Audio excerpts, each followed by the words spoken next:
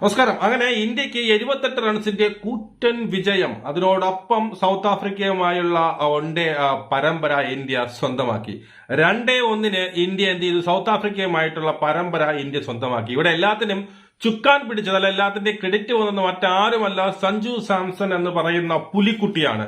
Sanju സാംസന്റെ 108 runs, 114 ബോളിൽ നിന്ന് 108 റൺസാണ് ഇന്ത്യക്ക് ഇത്രയും മനോഹരമായ, ഇത്രയും അത്യുജ്വലമായ ഒരു വിജയം ഇന്ത്യക്ക് കൊണ്ടുവന്ന് കൊടുത്തത് സഞ്ജു സാംസന്റെ ആ ഒരു ഇന്നിങ്സ് ആയിരുന്നു. അറിയാലോ, ഇന്നത്തെ പിച്ച് വളരെ സ്ലോ പിച്ച് ആയിരുന്നു. ബാറ്റ്സ്മാൻമാരെല്ലാം റൺസ് കണ്ടെത്താൻ ബുദ്ധിമുട്ടിയപ്പോൾ സഞ്ജു സാംസൺ വളരെ ആക്രാന്തം കാര്യങ്ങളൊന്നും കാണിക്കാതെ വന്നു നിന്ന് വളരെ പക്വതയോടു കൂടെ കളിച്ച് എന്താണ് ആ സമയത്ത് ഇന്ത്യക്ക് വേണ്ടിയിരുന്നത് എന്ന് മനസ്സറിഞ്ഞ് എന്ത് ചെയ്തു കളിച്ചുകൊണ്ട് 108 റൺസ് എന്ന് പറയുന്ന അവന്റെ ആദ്യത്തെ കന്നി സെഞ്ചുറി കുറിച്ചുകൊണ്ട് ഇന്ത്യയുടെ വിജയ ശില്പിയായി മാറിയിരിക്കുന്നു നമ്മുടെ പൊന്നോമനപുത്രൻ സഞ്ജു സാംസൺ.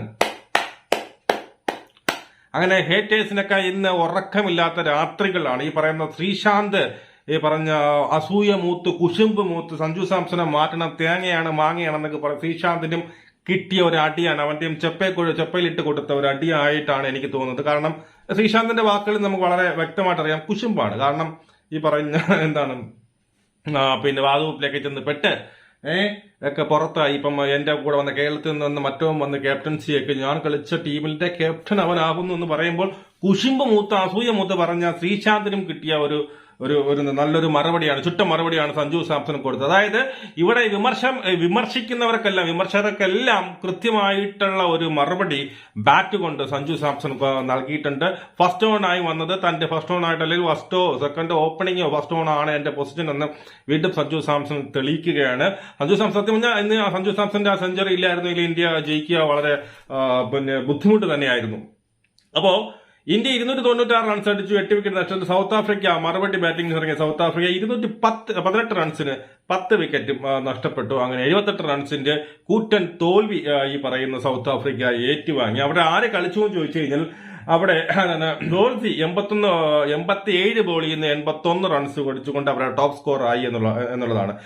നമ്മുടെ പിന്നെ ബാക്കിയാണ് പലരും കളിച്ചിട്ട് മാർക്കം എനിക്ക് 36 റൺസ് എന്തോ അടിച്ചിട്ടുണ്ട്.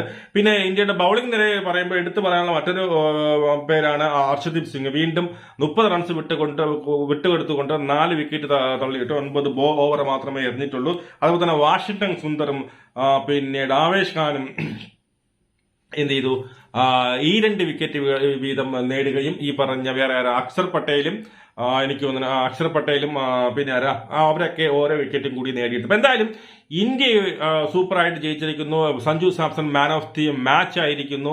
വെൽഡൺ.